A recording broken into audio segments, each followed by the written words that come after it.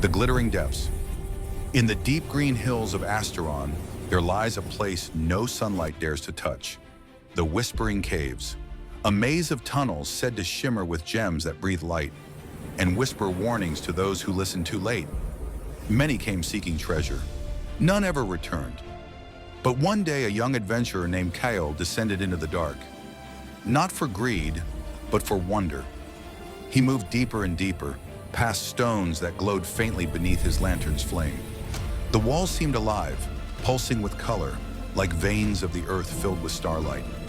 And then, he found it.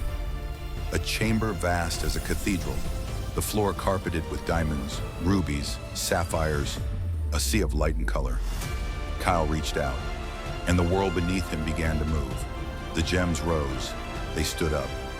From the earth emerged creatures made of living crystal, bodies of quartz, eyes of fire, voices like chimes struck in a storm.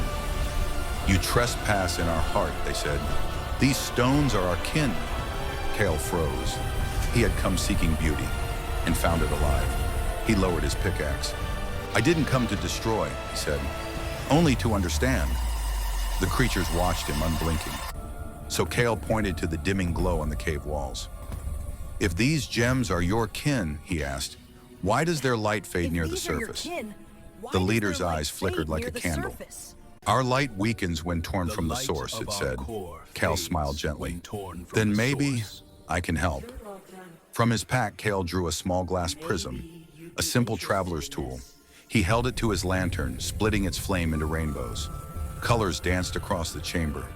Red, blue, gold, reflecting through every crystal. The cave hummed. The gem creatures shimmered brighter, singing in tones the world had never heard.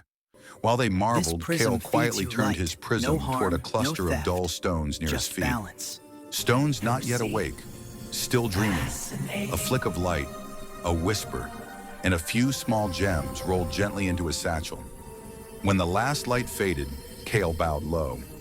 "Thank you for sharing your light," he said. "Thank you for sharing your wisdom. I will tell the world to leave your I'll tell home the untouched." world to leave your beauty The undisturbed. gem beings glowed softly in reply. Human of "Go, reason. human of reason," Carry the they lesson, said. not the "Carry the stones." lesson, not the stone." Kyle smiled. "Of course." And as his lantern's glow vanished into the tunnels, the faint jingling in his pack sang a secret only he would ever hear. Years later, Kyle became a scholar, known not for gold, but for wisdom. And when morning light touched the shelves of his study, tiny sparks would flicker among the books, as though the cave itself still whispered his name. For deep beneath the hills of Asteron, the gem creatures still tell stories of the one human who came not to fight, but to think.